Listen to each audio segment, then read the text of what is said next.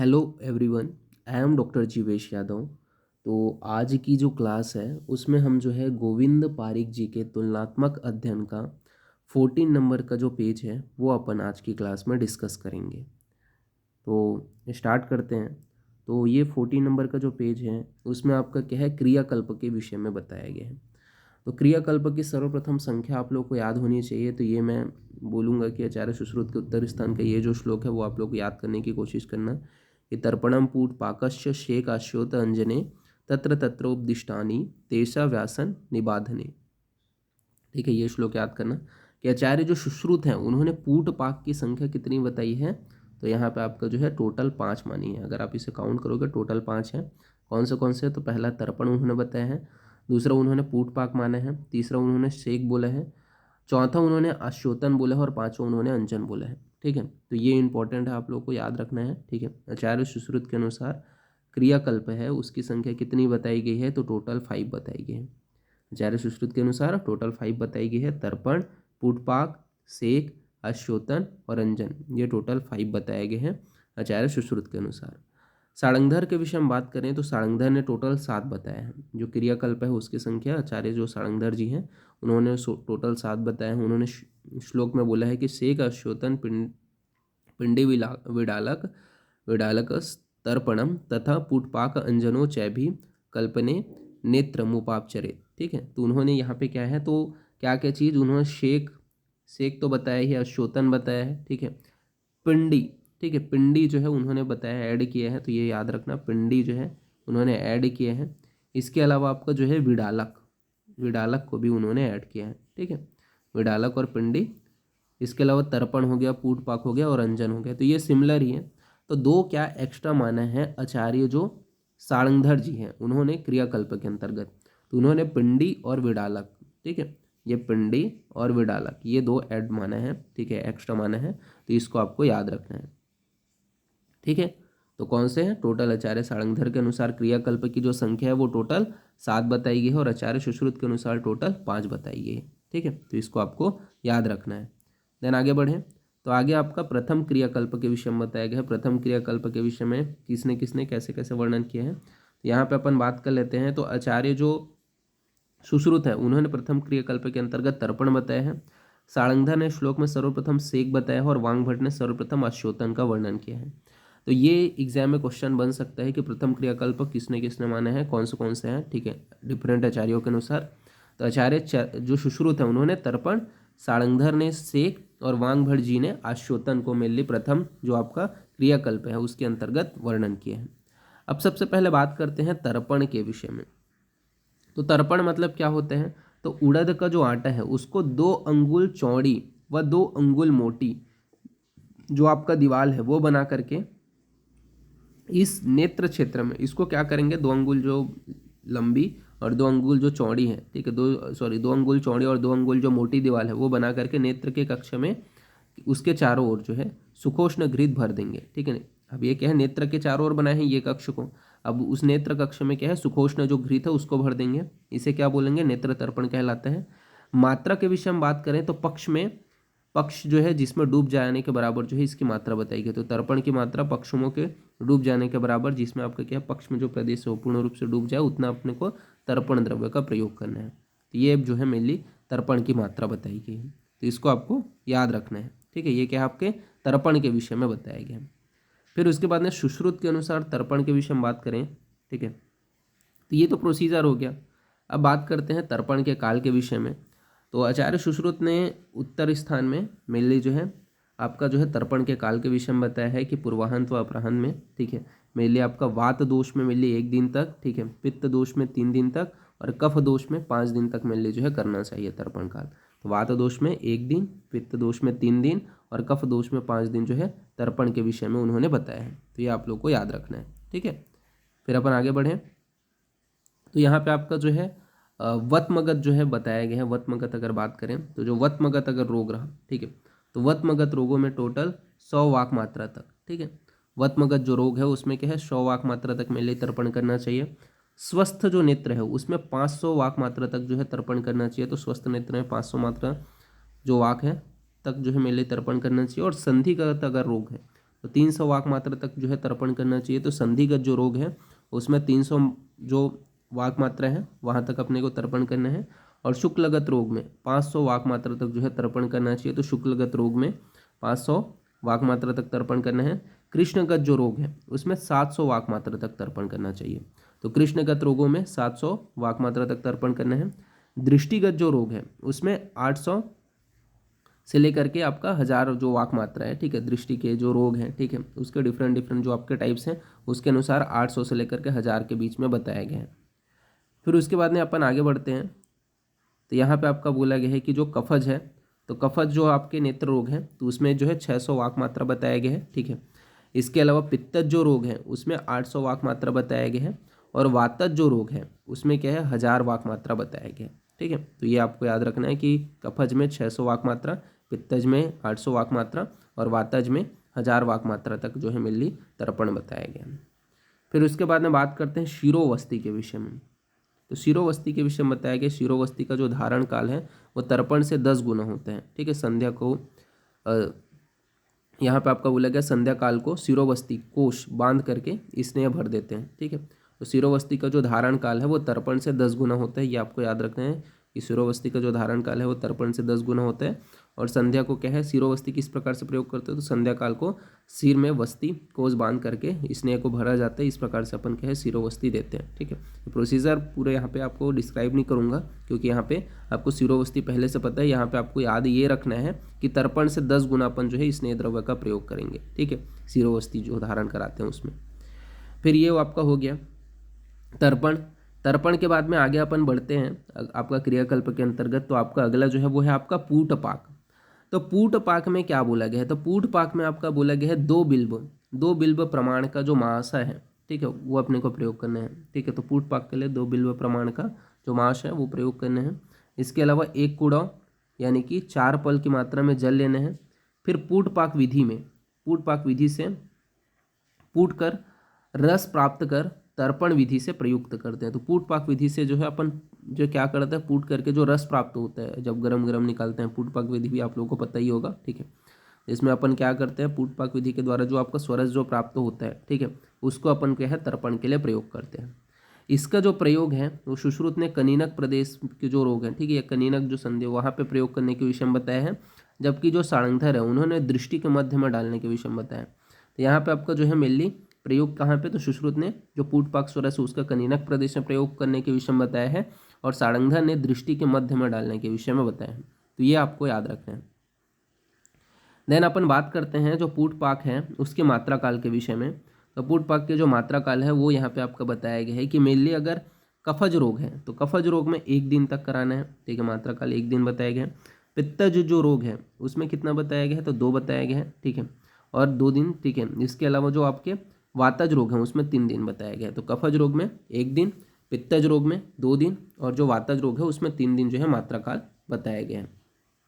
ये आप लोगों को याद रखना है। फिर बात करते हैं लेखन पूटपाक के विषय में।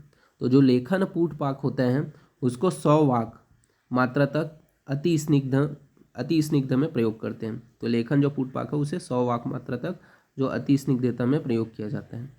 स्नेहन जो पूटपाक है उसको 200 मात्रा तक प्रयोग करेंगे। जो अति रुक्ष जो नेत्र है, अति रुक्ष नेत्रों में मेनली स्नेहन पूटपाक का प्रयोग करेंगे और उसकी जो मात्रा है वो क्या है 200 वाक मात्रा बताया गया है। रोपण जो पुटपाक है, तो रोपण जो पुटपाक है उसको अपन कहाँ पे प्रयोग करते हैं, तो जो दृष्टि को बल प्रदान करने के लिए यानी कि दृष्टि बलार्थ के लिए वात पित्त व रक्त जन्य जो विकार है उसमें रोपण जो पुटपाक है उसका प्रयोग करते हैं। और उसकी जो मात्रा है रोपण पुटपाक की जो मात्रा है वो 300 वाक मात्रा बताया गया है। तो याद रखना, ठीक है, लेखन 100 वाक मात्रा, स्नेहन 200 वाक मात्रा, रोपण 300 वाक मात्रा। लेखन को कहाँ पे प्रयोग करेंगे, तो अति स्निग्धता के केसेस में, स्नेहन को अति रुक्ष नेत्र में प्रयोग करेंगे और रोपण को दृष्टि को बल प्रदान करने के लिए तथा वात पित्त व रक्त जो विकार है उनके लिए मिल आपका रोपण को प्रयोग करेंगे। तो ये आपको याद रखना है। देन बात करते हैं परिषेक के विषय में। तो परिषेक जो होता है, तो परिषेक जो है धारण काल जो है पूटपाक से दुगना होता है। तो ये सभी चीज़ों को अंडरलाइन करना, मैं ये सब चीज़ को यहाँ पे अपने नोट्स में दिया हुआ हूँ, ठीक है। तो परिषेक का जो धारण काल होता है वो पूटपाक से दुगना होता है। ये आपका याद रखना है आपको कि परिषेक का धारण काल पूटपाक से दुगना होता है। फिर आगे बढ़ते हैं।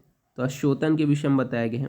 तो अश्योतन के विषय में बात करें तो नेत्र में 2 अंगुल ऊंचाई से शीतल जल की खुले नेत्रों में क्या करना, बूंद डालना, वो क्या कहलाता है आपका, अश्योतन कहलाता है। तो 2 अंगुल अंडरलाइन करना, अश्योतन किसको बोलेंगे, कितने अंगुल ऊपर से जो शीतल जल का जो बूंद है वो नेत्रों के ऊपर डाल रहे हैं, ठीक है, उनमें ली तीक्ष्णी अक्षणी, ठीक है। तो उनमें ली अक्षणी में मेन लीजिए आपका बोला गया कि 2 अंगुल की ऊंचाई में, 2 अंगुल की ऊंचाई में जो शीतल जल की बूंद अपन डालते हैं उसे अश्योतन कहते हैं। इसके अलावा आपका बताया गया है कि जो शेक है और अश्योतन है, ठीक है, उसके विषय में यहाँ पे आपका बताया गया है कि अल्प रोगों में अश्योतन का प्रयोग करते हैं, और आपका जो वृद्ध जो रोग है, ठीक है, जो बढ़े हुए रोग हैं उसमें सेक का प्रयोग करते हैं, ठीक है। जो वृद्ध रोग हैं, ठीक है, जो आपके पुराने रोग हैं या फिर बढ़े हुए रोग हैं तो उसमें सेक प्रयोग करते हैं, और अल्प रोगों में अश्योतन का प्रयोग किया जाता है। इसके अलावा लेखन जो है, ठीक है, उसका कहाँ पे प्रयोग करते हैं, लेखन अश्योतन का, तो जो कफज नेत्र रोग है, ठीक है, उसमें आपका 8 बूंद की मात्रा में प्रयोग करते हैं। स्नेहन का मेनली जो है वातज नेत्र रोग में 10 बूंद की मात्रा बताई गई है। और रोपण का मुख्य रूप से जो प्रयोग है वो कहाँ पे, तो रक्तज व पित्तज नेत्र रोग में करते हैं, जिसकी मात्रा 12 बूंद बताई गई है। तो लेखन जो कफज नेत्र रोग है उसमें 8 बूंद, स्नेहन वातज नेत्र रोग में 10 बूंद, और रोपण रक्त पित्तज जो नेत्र रोग है उसमें 12 बूंद बताया गया है। तो ये आपको याद रखना है। यह अश्योतन के बारे में अपन लोगों ने देख लिया। फिर अश्योतन के बाद में आपका अगला जो है वो क्या है आपका, शेक। तो शेक किसको बोलते हैं, तो समस्त नेत्र रोगों में दोषग्न द्रव्य की सूक्ष्म धारा 4 अंगुल की दूरी पर बंद नेत्र, ठीक है, तो यहाँ पे आपका बोला गया है मिल्यात्य अक्षस्य, ठीक है, यानी कि जो बंद नेत्र है, यहाँ पे ध्यान रखना, शेक किसको बोल रहे हैं, बंद नेत्र में 4 अंगुल की दूरी से जो है अपन दोषग्न जो द्रव्य है उसको जब प्रवाहित करते हैं तो उसे अपन क्या बोलते हैं, शेक बोलते हैं। अब शेक में जो है आपका लेखन जो शेक है उसकी जो मात्रा है वो 300 बताई गई है। मेनली इसका प्रयोग कहाँ पे करते हैं, तो कफज जो नेत्र रोग है, कफज नेत्र रोग में प्रयोग करते हैं, पूर्वाह्न में यानी कि मॉर्निंग के टाइम में प्रयोग करना है, ठीक है। इसके अलावा स्नेहन जो है आपका शेक है उसकी जो मात्रा है वो 600 बताया गया है, ठीक है। वातज नेत्र रोग में प्रयोग करते हैं, अपराह्न के टाइम में मेनली इसका प्रयोग किया जाता है। इसके अलावा अपन बात करें जो रोपण होता है, तो रोपण का मेनली जो है आपका 400 जो है मात्रा बताया गया है। इसका मेनली जो है रक्त व पित्तज नेत्र रोग में प्रयोग करते हैं, ठीक है, मध्याह्न में इसका प्रयोग किया जाता है। तो इसको आपको याद रखना है, ठीक है। ये आपका आफ्टरनून के टाइम में जो रक्तज पित्तज जो रोग है, ठीक है, उसमें अपन मध्याह्न में प्रयोग करेंगे, ठीक है, मॉर्निंग इवनिंग, ठीक है। तो ये आपको याद रखना है कि लेखन की मात्रा 300 बताई गई है कफज रोग के लिए, ठीक है। स्नेहन की जो मात्रा है वो 600 वातज रोग के लिए, नेत्र रोग के लिए, और रोपण की जो मात्रा है वो 400 रक्त व पित्तज नेत्र रोग के लिए। फिर आगे बढ़ते हैं, तो आगे आपका अंजन के विषय में बताया गया। तो अंजन जो है कल्पना अंजन, अंजन के भेद टोटल 3 बताए गए हैं। कल्पना भेद से जो अंजन है उसके टोटल भेद बात करें तो आचार्य सुश्रुत ने 3 बताए हैं। इसके अंतर्गत कौन से हैं, तो अंजन की मात्रा बताई गई है। इसके अलावा आपका जो गुटिका है यानी कि जो प्रबल शक्ति है उसको बताया गया है। रस क्रिया अगर में प्रयोग कर रहे हैं तो मध्यम शक्ति वाला, ठीक है। और चूर्णांजन है जिसका क्या है हीन शक्ति होता है, तो उनकी जो है प्रॉपर यहाँ पे मात्रा बताई गई है। जैसे कि जो लेखन अंजन होता है, ठीक है, लेखन अंजन जो होता है वो तीक्ष्ण होता है, तो 1 हरुणुक बताया गया है, ठीक है।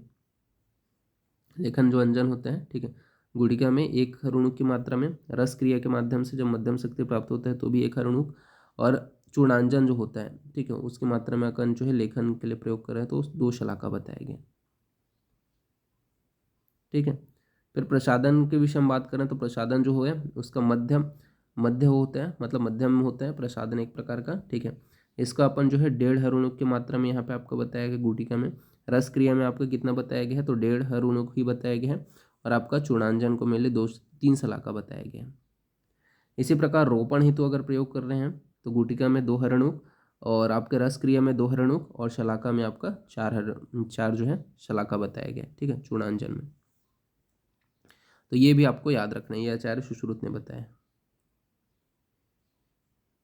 फिर बात करते हैं आगे आपका जो अंजन है वह अंजन पात्र के विषय में। तो आचार्य जो सुश्रुत हैं उन्होंने अंजन व अंजन पात्र के विषय में यहाँ पे वर्णन करते हुए बताया है कि मेनली क्या बोला है उन्होंने कि जो जो आपका मधुर अंजन है, ठीक है, उसको स्वर्ण के पात्र में प्रयोग करना चाहिए। जो मधुर द्रव्यों से निर्मित जो अंजन है, मधुर अंजन है, उसको स्वर्ण पात्र में प्रयोग करना चाहिए। अम्ल जो अंजन है उसको रजत के पात्र में प्रयोग करना चाहिए। लवण जो अंजन है उसको क्या है मेनली मेष श्रृंगी के जो पात्र है उसमें प्रयोग करना चाहिए। जो कटु अंजन है उसको वैदुर्य जो है उससे निर्मित पात्र में प्रयोग करना चाहिए। तिक्त जो अंजन है उसे कसाय जो पात्र है उसमें प्रयोग करना चाहिए। और आपका जो कांस्य के जो पात्र है, कांस्य के जो पात्र उसमें प्रयोग करना है तिक्त अंजन को। कसाय जो अंजन है उसे लौह ताम्र से निर्मित जो पात्र है उसे प्रयोग करना है। वह शीत जो अंजन है उसे क्या बोला गया है, जो आपका नलादि से निर्मित जो बने पात्र है उसमें प्रयोग करना है। तो नलादि से निर्मित जो बने पात्र है उसमें प्रयोग करना है।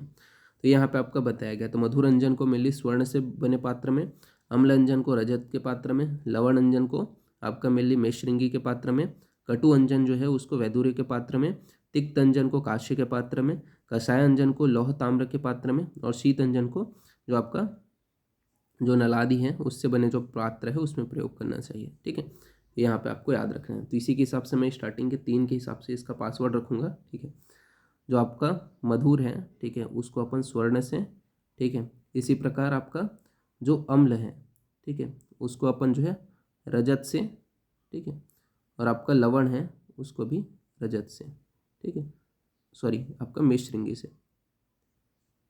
ठीक है, तो इसको मैं थोड़ा सा अच्छे से लिख देता हूँ पासवर्ड को, क्या क्या है। तो आपका यहाँ पे मधुर है, ठीक है, तो ये कैपिटल में रहेगा। मधुर आपका कैपिटल में, एम जो है कैपिटल में रहेगा, स्वर्ण एस जो है स्मॉल में रहेगा। ठीक है, मधुर हो गया। फिर अम्ल कैपिटल में रहेगा, रजत स्मॉल में रहेगा। ठीक है, रजत जो है स्मॉल में रहेगा। इसी प्रकार आपका जो लवण है वो कैपिटल में रहेगा, और मेषश्रृंगी जो है यानी कि एम जो है वो आपका स्मॉल में रहेगा। तो ये मेरे लिए इसका पासवर्ड रहेगा। ठीक है, इस पीडीएफ का। तो आज की क्लास यहीं पे अपन जो है एंड करते हैं। ठीक है, नेक्स्ट क्लास में मैं इसके आगे का बताऊंगा। ओके, ठीक है, तो फिर थैंक यू क्लास।